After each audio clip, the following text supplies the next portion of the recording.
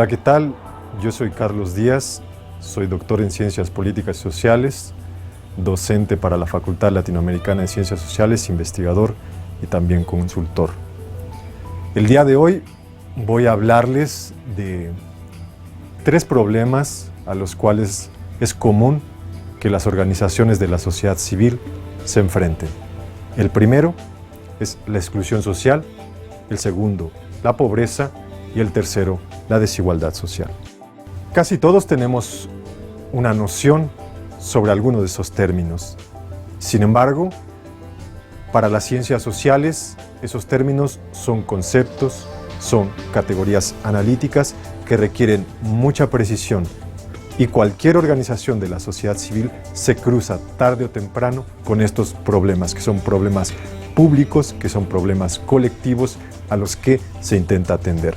Para poderlos atender, abordar de una manera genuina y eficaz, es necesario tener precisión conceptual. Y la precisión conceptual es definir en términos claros qué supone, por ejemplo, hablar de exclusión social. ¿Qué es la exclusión social? La exclusión social es un proceso multidimensional, complejo, multifactorial, que habla de la relación entre los individuos y la sociedad. Nos habla de la fractura de los lazos de los individuos con la sociedad. Lazos que nos integran a la sociedad y lazos que se van rompiendo. En ese sentido, tenemos que tener muy claro cuáles son las coordenadas, los elementos que nos permiten estar integrados a la sociedad para después podernos referir a la exclusión. Hay algunos procesos que están relacionados con la exclusión social. El primero de ellos es el desempleo, el segundo, la precariedad en el empleo, el tercero, el aumento del individualismo, el cuarto, la erosión de las redes sociales, el quinto, la crisis de los estados de bienestar. Particularmente hablo de crisis de los estados de bienestar en los países desarrollados. No así en el caso de América Latina, en donde el estado de bienestar no tiene como tal una equivalencia con los países desarrollados. Entonces se trata de un proceso que hay que ir definiendo parte por parte. En la primera dimensión de la exclusión social, que es una dimensión estructural, hay algunos elementos o factores clave. Tenemos también una dimensión económica, lo mismo que una dimensión cultural, una dimensión política. Cada una de ellas devela rasgos muy precisos que han sido identificados por las ciencias sociales y a los cuales me voy a referir a continuación. Desde la dimensión económica de la exclusión social, podemos encontrar en primera instancia a la dinámica económica, a la dinámica del mercado de trabajo. Encontramos una falta de correlación entre las nuevas necesidades de la vida social y la respuesta de las políticas públicas. La dimensión política se refiere al ejercicio de derechos civiles y de su ejercicio, derechos políticos, derechos de representación, es decir, derecho a organizarse, derecho a manifestarse, derecho a disentir, derecho a protestar, a ser representado, a votar. Y en general nos habla de una ciudadanía en donde, si bien existen derechos formalmente, estos derechos se dan de manera inconsistente, de manera fragmentada. Por lo tanto, la ciudadanía no se ejerce de manera plena. Tenemos además una dimensión de la desigualdad, que es una de las dimensiones más reconocidas en el mundo actual, cuando menos en el debate de algunas organizaciones como la CEPAL y de muchas de las ciencias sociales, de los politólogos, los sociólogos, los economistas preocupados por esta dimensión. La dimensión económica tiene que ver con las contradicciones del capitalismo actual. Esa contradicción nos dice que, por un lado, el crecimiento de los capitales, de los bienes, de los patrimonios, es mucho más rápido y mucho mayor que el crecimiento de la propia economía. Esta situación genera una asimetría muy grande entre lo que se puede revalorizar por parte del capital privado y lo que deviene después en el crecimiento del Producto Interno Bruto o en el crecimiento de los salarios.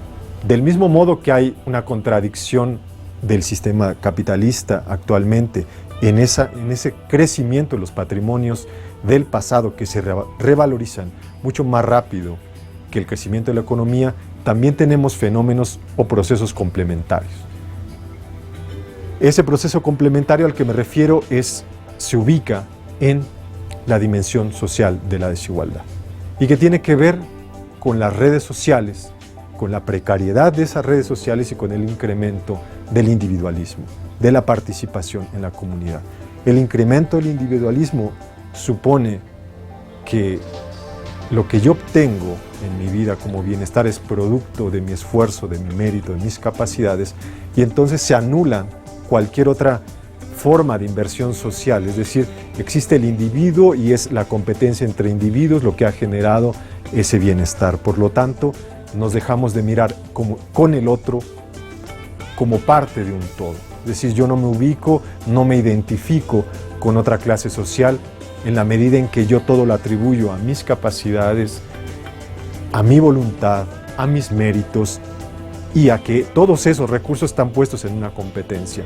Eso ha erosionado la cohesión social, eso impide justamente el encuentro con el otro en términos mucho más horizontales, en términos de igualdad. Entonces, tenemos también una dimensión subjetiva de la exclusión social. Y la dimensión subjetiva de la exclusión social tiene que ver con que el trabajo asalariado, la protección social a la que está asociado, se han ido deteriorando. Particularmente eso ha sido una realidad en América Latina. El trabajo deja de ser el motor a través del cual se constituyen identidades individuales, identidades colectivas, identidades de clase, identidades sociales. El trabajo deja de ser el centro organizador de la vida social. El trabajo, en ese sentido, se vuelve precario, se vuelve flexible, y en la medida que se vuelve flexible, el trabajo nos va a poner a nosotros en una situación de desventaja frente al empleador. Y lo digo por la siguiente razón. La flexibilidad del trabajo, que es una forma de precariedad del trabajo, tiene que ver con el aumento del número de horas que se trabaja, con la disminución de los salarios, con la no protección social, es decir, no hay derecho a la jubilación, ni tampoco a un aguinaldo, ni tampoco acceso a la salud, y se da en términos quizá incluso muy clandestinos. Y en México particularmente la economía informal funciona así, a través de personas que se contratan, que ganan un salario muy bajo, que trabajan muchas horas, pero que no tienen ninguna garantía, no ejercen tampoco ningún derecho. El desempleo deja de ser una situación atípica y se observa cada vez más en la biografía, en la trayectoria de los individuos. Es decir, se observan rupturas sucesivas, periodos de desempleo mucho más amplios, lo que provoca exclusión en otras partes de la vida social. Por ejemplo, se deja de tener derecho a la salud, a la vivienda, derecho a la seguridad social. En esa medida, vamos a poder observar que cada vez más personas pasan tiempo desempleados e incluso ocurren los casos en muchos países de América Latina en que el desempleo es un problema crónico. Es muy difícil ya poder insertar a la población, sobre todo en la economía formal. Existen algunas consideraciones que hay que tomar en cuenta para hablar de exclusión social, para analizarla, comprenderla y aproximarnos a esa realidad. En principio, que no es medible, la exclusión social no es cuantificable y además no se produce de la misma manera en todas las sociedades. Se da de manera específica y por eso hay que tener mucha atención en los procesos que integran a esa sociedad particular en ese contexto, para después observar con especificidad dónde se da la ruptura de los lazos sociales. En América Latina han existido distintos esfuerzos teóricos que de algún modo se han referido con anterioridad al problema de la exclusión social, pero lo han abordado desde una perspectiva distinta. Particularmente encontramos en la teoría de la modernización que se refieren a la exclusión como un problema de integración de ciertos sectores al desarrollo. Aquellos que han quedado al margen del desarrollo son grandes grupos de población desempleada, pobre, que se conciben como marginados. Entonces, tanto la teoría de la modernización como la teoría de la marginalidad enfocan sus perspectivas en el proceso en el que individuos se han bajado del tren del desarrollo o no alcanzaron a subirse. Contrario a esta perspectiva, encontramos la teoría de la dependencia, que la teoría de la dependencia nos dice que no es un problema de falta de integración. El problema de la exclusión es cómo se da esa integración en términos desfavorables, en términos de subordinación de los países de la periferia con los países del centro. Países de la periferia, que son generalmente países pobres, que subsisten en una economía basada en la agricultura, versus países ricos que concentran alta tecnología, capital humano y capital económico. Esa asimetría entre unos y otros es lo que va a generar la exclusión. Se trata de una integración en términos desfavorables, en términos de subordinación. Y es que entre más se desarrolla en esos términos la economía capitalista, más genera dependencia y más crece la exclusión. La exclusión social, lo mismo que otros problemas como la pobreza e incluso como la desigualdad, se encuentran relacionados, pero no son conceptos equivalentes. Y hay que tener mucho cuidado porque en el lenguaje común, en el sentido común, se tratan de manera indistinta y no son sinónimos. La exclusión social se refiere a procesos que provocan situaciones de privación, mientras que la pobreza nos habla de carencias, de precariedades, particularmente precariedad en términos materiales, en términos de recursos económicos. ¿Qué es la pobreza? Podemos definirla como la acumulación de sistemas de exclusión que separan a los individuos, tanto en términos individuales y colectivos, de los patrones aceptables de vida, de bienestar. No se trata de atributos personales ni individuales. La pobreza es un problema público y colectivo que tiene implicaciones materiales, económicas, políticas, simbólicas. A lo largo de la historia han existido distintas visiones sobre la pobreza. Visiones que tienen que ver sobre todo con las versiones oficiales de la pobreza, desde las que se desprenden conceptos, causas, pero también alternativas para poder procesarla. La primera de ellas es la visión liberal de la pobreza, en la que se asume que la pobreza es un fenómeno natural y es provocado por la competencia entre individuos. Es el resultado natural de la competencia entre individuos en el mercado. Y por lo tanto, la alternativa para procesar la pobreza es la no intervención. La no intervención en el mercado, la no intervención en capitalizar a los individuos de manera tal que puedan estar mucho más preparados, sino que se los deja a su suerte en el mercado. Es decir, se trata de retirar las instituciones del Estado del mercado. De esa manera se concibe una alternativa para la solución de la pobreza. Otra de las visiones es la visión marxista.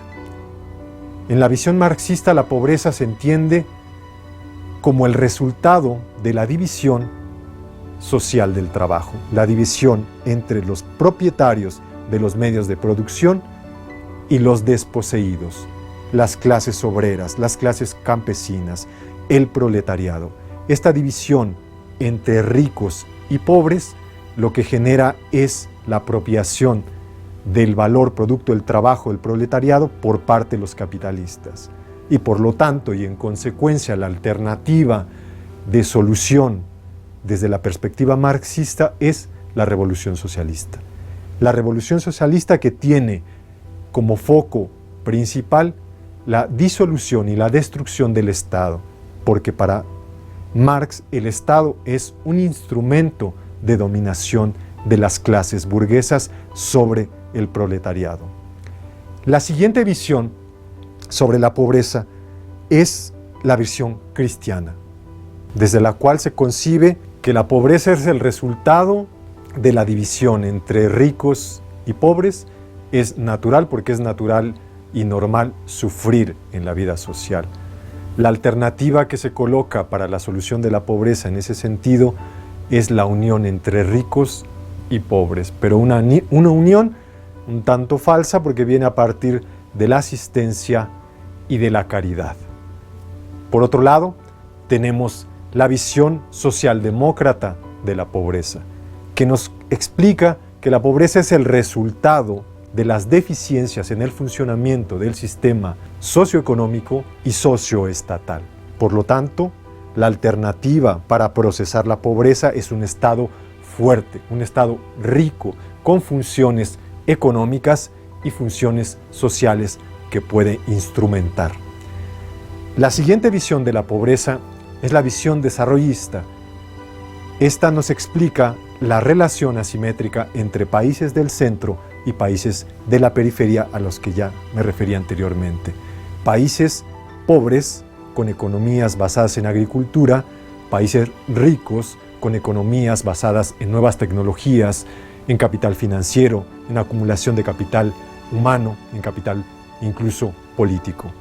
La solución desde la perspectiva desarrollista tiene que ver con la política económica, pero con un tipo especial de política económica que es una política económica orientada hacia el desarrollo interior, el desarrollo endógeno.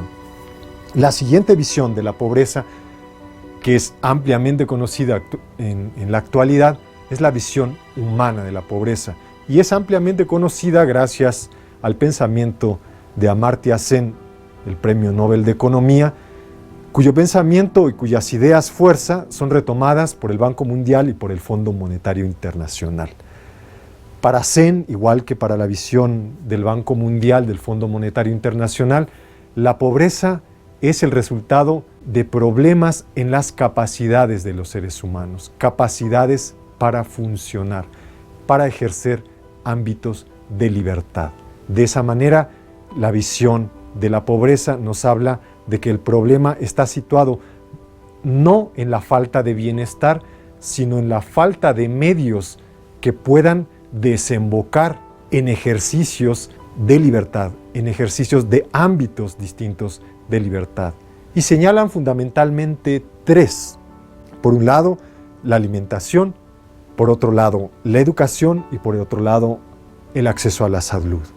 Dado que es un problema de capacidades individuales para funcionar en distintos ámbitos de libertad, la alternativa que coloca la visión humana de la pobreza es el desarrollo de capacidades.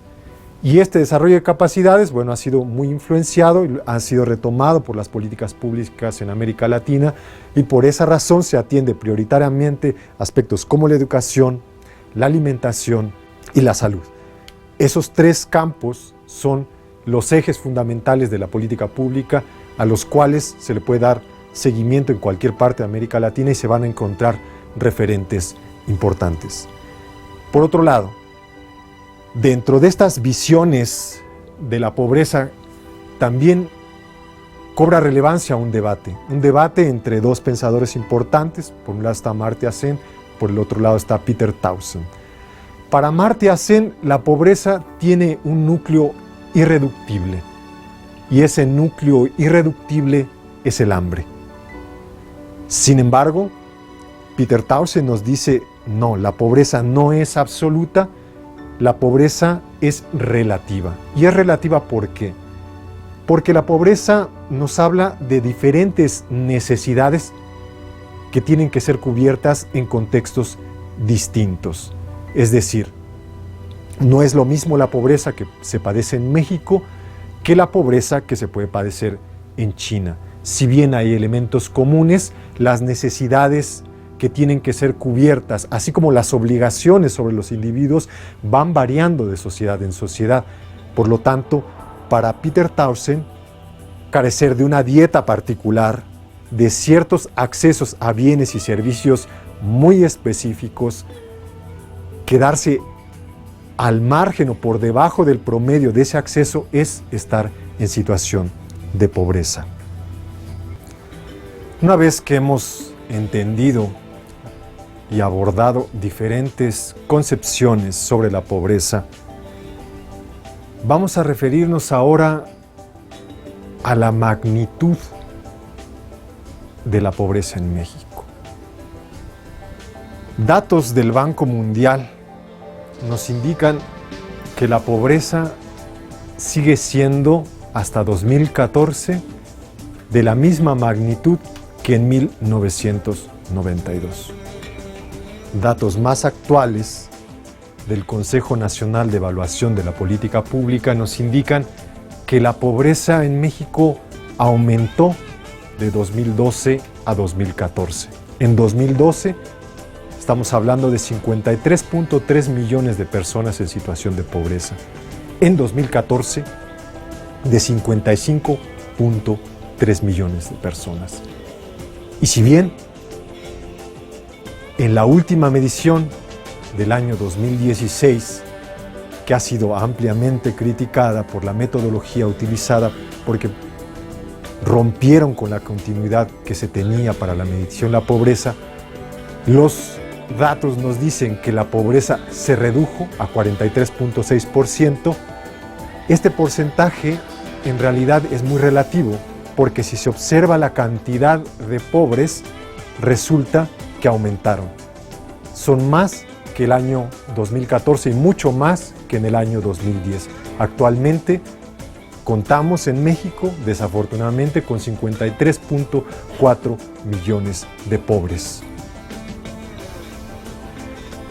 En la gráfica que ustedes pueden ver la evolución de las líneas de la pobreza, particularmente en la línea superior, que es la pobreza patrimonial, que se refiere a cuando una persona, una familia, aún empleando todos sus ingresos, no le alcanza para comer, para vestir, para educarse y para transportarse. En la línea que aparece ahí, en la línea superior, nos damos cuenta que la pobreza en 1990-92 casi es la misma que en 2014. Ahora vamos a hablar de otro problema muy importante en México y en el resto de América Latina, que es la desigualdad social. Y aunque tiene conexiones importantes tanto con la exclusión como con la pobreza, tiene especificidades de las que hay que dar cuenta en términos conceptuales. ¿Qué es la desigualdad social? La desigualdad social es un proceso en el que hay una relación entre la acumulación de ventajas, me refiero fundamentalmente a privilegios, a estatus, y la concentración de desventajas, privaciones y precariedades. La acumulación de ventajas se da por unos cuantos sectores de la sociedad versus amplios sectores, grupos sociales, colectivos que acumulan desventajas. La desigualdad social tiene algunos mecanismos que la generan, que han sido reconocidos particularmente por la literatura sociológica. En primer lugar, encontramos a la explotación y lo que Marx refería con ella, que es la apropiación del valor del trabajo de otros por parte de los propietarios de los medios de producción. La segunda es la exclusión, entendida como la fijación de límites y de barreras que impiden el acceso a bienes, capitales, servicios o ventajas. Por otro lado, está el acaparamiento de oportunidades, que tiene que ver con la configuración de relaciones cerradas que monopolizan o tienden a monopolizar ventajas, accesos a bienes, recursos y servicios. Por otro lado, tenemos la jerarquización institucional, que se refiere a la constitución de las sociedades como en escaleras, como en pirámides, con unos pocos en la parte superior de la escalera y con muchos encaramados en la parte inferior. Otro de los mecanismos de la desigualdad social es la emulación, que es la copia de patrones de relaciones desiguales de un plano de la vida social hacia otro. Por ejemplo, las desigualdades de género que ocurren en el hogar, en la dimensión doméstica de la vida, y cómo eso se traslada hacia la esfera de lo público o bien hacia la esfera del trabajo, en donde las mujeres son subordinadas a los hombres y en donde además de la subordinación tienen que padecer sueldos por debajo de los que se le paga a un varón. Otro de los mecanismos importantes productores de la desigualdad es la adaptación a las asimetrías. Y esto quiere decir la invención de rutinas diarias que nos permiten mantener en su lugar a los diferentes sistemas de la desigualdad social. ¿Por qué? Porque en medio de esas distancias, de esas diferencias, existen relaciones que son ampliamente valoradas. Por ejemplo, la diferencia entre ricos y pobres puede ser valorada en función de que se coloca el mérito, la capacidad individual como el factor explicativo de la diferencia entre posesión o no posesión de ingresos y capitales. Por otro lado, tenemos un proceso muy importante que se llama distanciamiento. El distanciamiento social es la pérdida del encuentro que provoca experiencias sociales compartidas. Los individuos, las sociedades dejan de verse en el otro porque en medio de ellos hay una gran brecha de riqueza y poder que quiebra la confianza, que hace que actuemos de manera colectiva, que hace que nos sintamos parte de un todo. Se van generando golfos de empatía. La experiencia social compartida deja de ocurrir. No es que nos dejemos de encontrar con otras clases sociales, sino que nos dejamos de encontrar en espacios más igualitarios. Es decir, los pobres van a escuelas para pobres, a hospitales para pobres, los ricos en escuelas para ricos, y cuando se encuentran quizá probablemente en una relación laboral, se encuentran en términos de subordinación, en términos de relaciones verticales. Para entender la desigualdad social, también hay que hacerlo abordando este problema desde una perspectiva histórica desde la cual se distinguen algunas matrices, cuando menos 3 matrices productoras de desigualdad. La primera es la matriz colonial, que nos habla de los mecanismos precoloniales productores de asimetrías. Y tienen que ver, por un lado, con la concentración de la propiedad agraria, por otro lado, con el saqueo colonial y finalmente con la construcción de las diferencias económicas a partir de la pertenencia a una etnia o a una raza. Por otro lado, en la matriz industrial tenemos 2 grandes procesos de los cuales ya me he referido: la explotación y el acaparamiento de oportunidades. Otra matriz productora de desigualdad es la matriz posmoderna, que es la que nos acompaña actualmente. Tiene que ver con las brechas en el acceso al conocimiento, a la tecnología y a los servicios bancarios y financieros. Estas matrices no quiere decir que hayan dejado de coexistir, por el contrario, coexisten, se abigarran en el tiempo. Lo mismo podemos encontrar mecanismos precoloniales de explotación con brechas muy importantes en el acceso al conocimiento, de manera tal que la desigualdad es un problema complejo.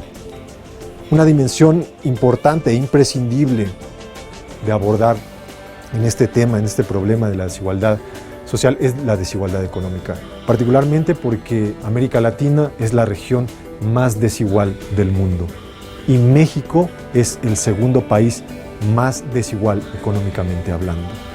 Y la desigualdad, esa desigualdad económica, tienen que ver con una contradicción de la que nos habla un economista famoso en tiempos recientes que se llama Tomás Piketty. Tomás Piketty lo que explica es que la contradicción principal del capitalismo actual es el crecimiento del rendimiento, la revalorización de los capitales privados por encima de lo que produce la economía y por encima de lo que crecen los salarios. Y México particularmente es un ejemplo de ello.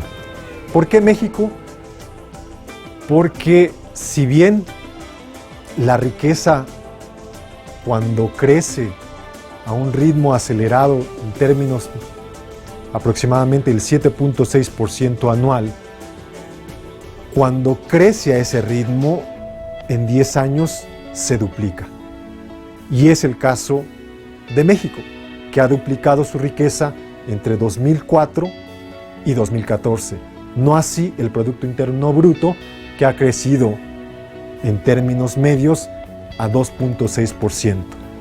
Esto se refleja en el rendimiento del capital, que actualmente es del 15% anual, mientras que el salario y las remuneraciones medias industriales solo alcanzan el 4%.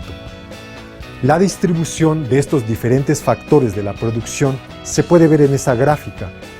Mientras que el capital eleva su rendimiento, el trabajo, el salario viene descendiendo. La siguiente gráfica lo ejemplifica con mayor claridad. Si bien en primera instancia los últimos 10 años el rendimiento del capital parece disminuir, sigue siendo muy elevado frente al salario que se queda en 4%. Particularmente el tema de los salarios en México es grave, no solamente porque percibimos el salario más bajo en América Latina, sino porque en el último año, de 2015 a 2016, mientras que en el resto de América Latina, en países como Brasil, Chile, Colombia, Costa Rica, Nicaragua, Uruguay, el salario subió 1.4%, en México cayó 1%. Por otro lado, el tema de los salarios bajos contrasta con la magnitud del acaparamiento de riquezas por parte de los más ricos. Es decir, la magnitud de la concentración de la riqueza en México es sumamente grave. El 1% llega a acaparar hasta el 21% de los ingresos. E incluso la riqueza de 4 de los 16 mexicanos más ricos representó hacia el año 2002 cerca del 2% del Producto Interno Bruto, y sin embargo ese porcentaje se eleva hasta 9% entre 2003 y 2014. 2/3 partes de la riqueza están en manos del 10% de los más ricos, y el 1%, es decir, los súper ricos, los ricos de los ricos, acaparan más de 1/3.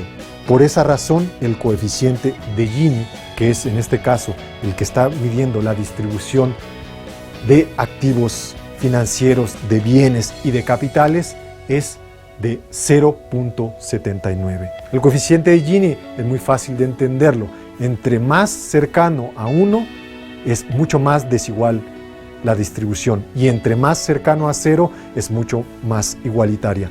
Tener 0.79 en el coeficiente de Gini es sumamente alto y sumamente grave. La riqueza en México hacia el año 2014 se estima que fue de 76.7 billones de pesos, es decir, 76.7 millones de millones. Esta riqueza se distribuye entre diferentes instituciones.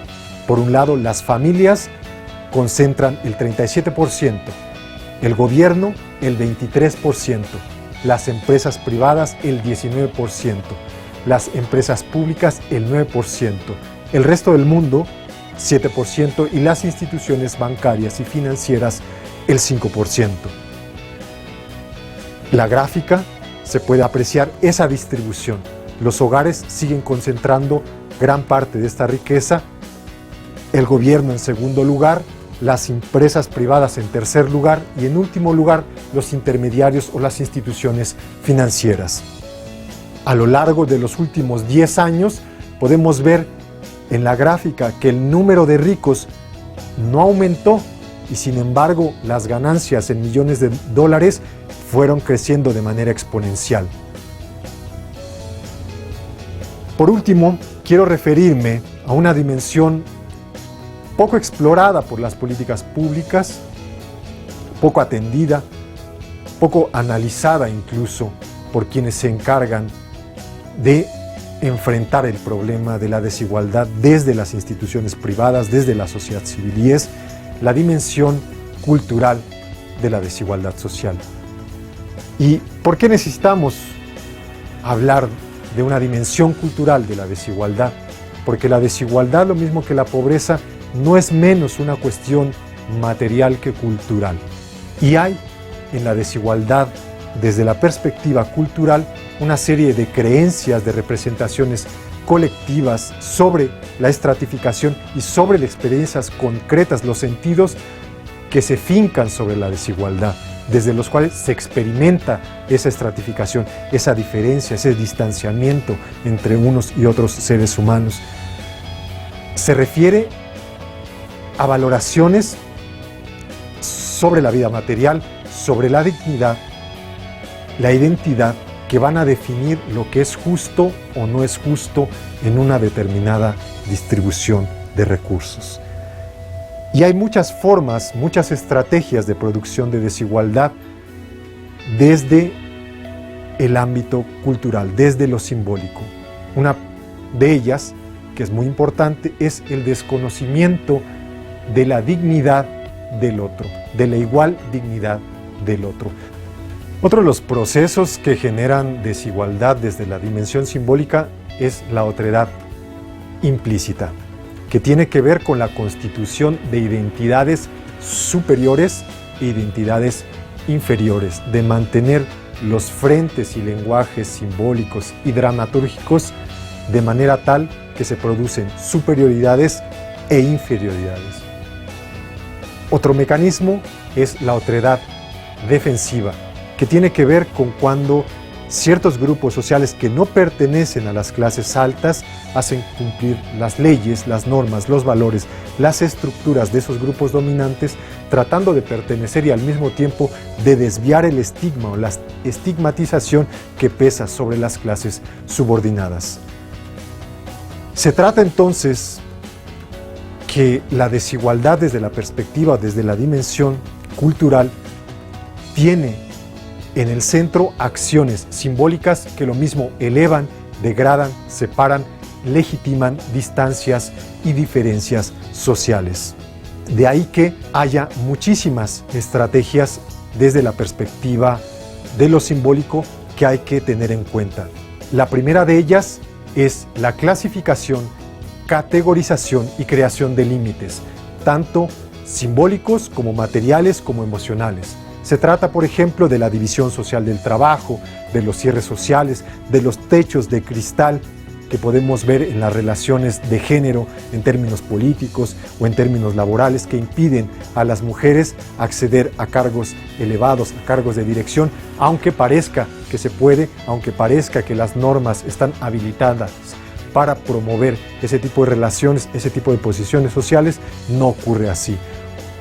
Otra serie de estrategias es la valoración, devaluación y revalorización, y tiene que ver con la creación de generalidades en torno a la superioridad de ciertos grupos y a la inferioridad de otros, a colocar estigmas y discriminación tiene que ver también con rituales de exclusividad, rituales de pertenencia a clases sociales. Y una última estrategia desde la cual se reproduce y produce la desigualdad en términos simbólicos tiene que ver con la legitimidad de las desigualdades, es decir, con la normalización y la naturalización de las asimetrías. La normalización es la interiorización de los valores, las reglas de las asimetrías que dejan o impiden que percibamos a la desigualdad como un problema colectivo, como un problema social, como un problema público. Tiende a naturalizarse también porque esa realidad asimétrica se concibe como natural, como el resultado natural que ha existido históricamente entre ricos y pobres.